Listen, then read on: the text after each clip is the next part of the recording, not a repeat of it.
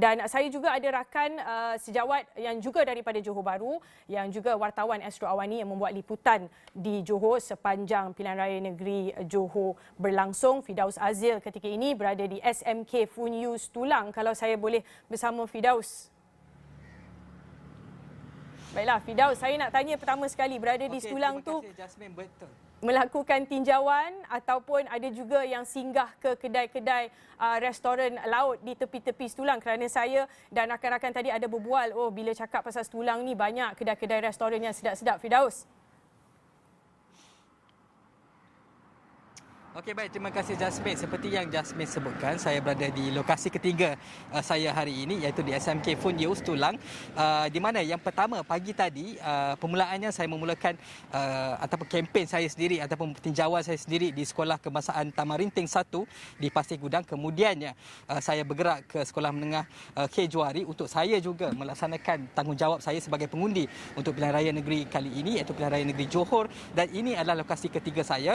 Dan seperti yang Jasmine sebutkan, okey, di Tulang ni banyak makanan, tetapi di kampung saya, Kampung Melayu Majidis, juga pelbagai juadah juga ada. Jadi dekat situ juga saya telah pun mengisi perut bersama rakan-rakan saya. Tetapi daripada pemerhatian saya, 3 tempat lokasi ini, seperti yang kita sedia maklum, jumlah peratusan keluar mengundinya agak rendah. Bukan boleh kata agak rendah, sangat rendah.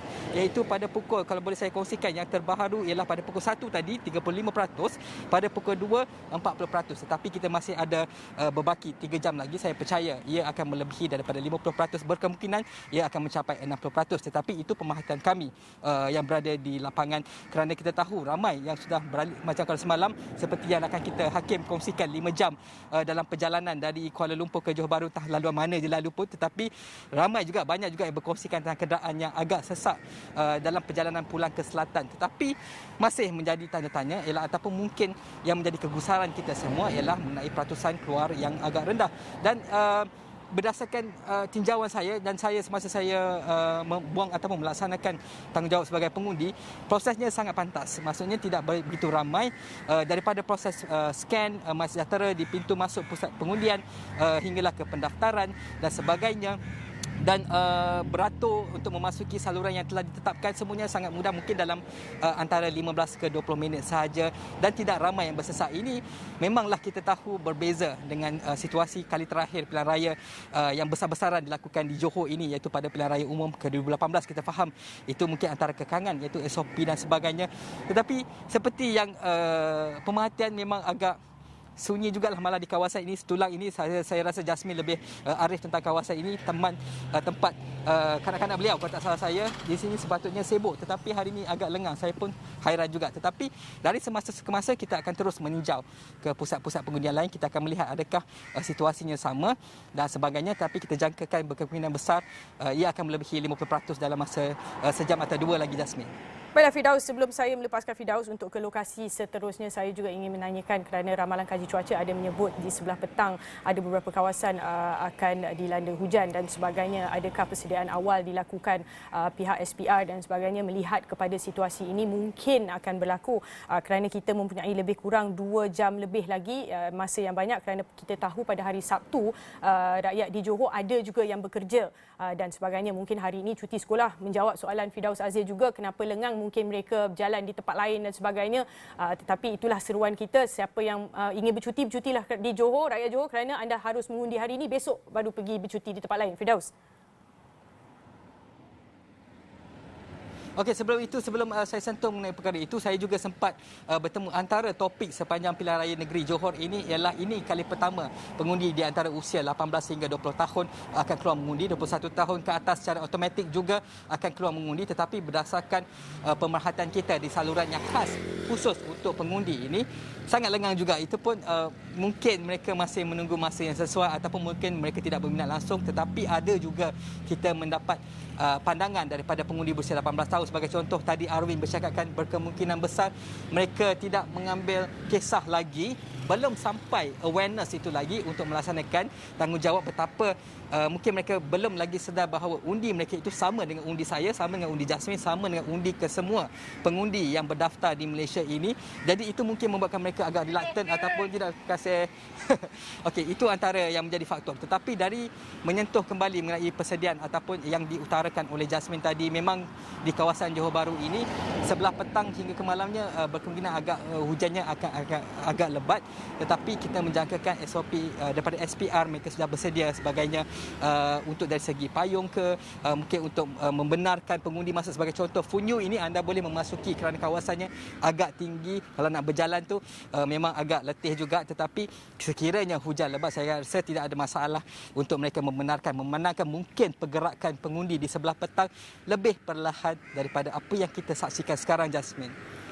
Firdaus Azil, mungkin sedikit lagi kita melihat kepada kes COVID-19 dari masa ke semasa dan kita tahu itu adalah sesuatu kebimbangan kepada bukan sahaja rakyat di Johor tetapi rakyat di seluruh Malaysia mengenai peningkatan dan sebagainya. Kita telah melalui pilihan raya negeri Sarawak contohnya pada Disember. Adakah itu mungkin kebimbangan yang pernah diutarakan kerana sepanjang Firdaus Azil membuat liputan, mungkin ada yang berkatakan mengenai saya ni takut sebenarnya nak keluar, ramai orang dan sebagainya. Adakah itu juga antara yang dilihat menjadi penyumbang kepada mungkinnya peratusan mengundi itu rendah? Saya kira antara dua faktor yang menyebabkan peratusan keluar mengundi rendah yang paling obvious yang ini tidak boleh nafikan oleh sesiapa ialah mengenai political fatigue. Mengundi akhirnya keputusannya sama juga. Itu yang sering kita dengar, tetapi itu mungkin pendapat di segelintir segmen masyarakat. Tetapi kalau bercakap tentang COVID-19, ada juga yang mengatakan bahawa kenapa nak diadakan pilihan raya ketika ini sebab sedangkan jangkitan tidak kurang antara 20 ke 30 ribu dan sebagainya.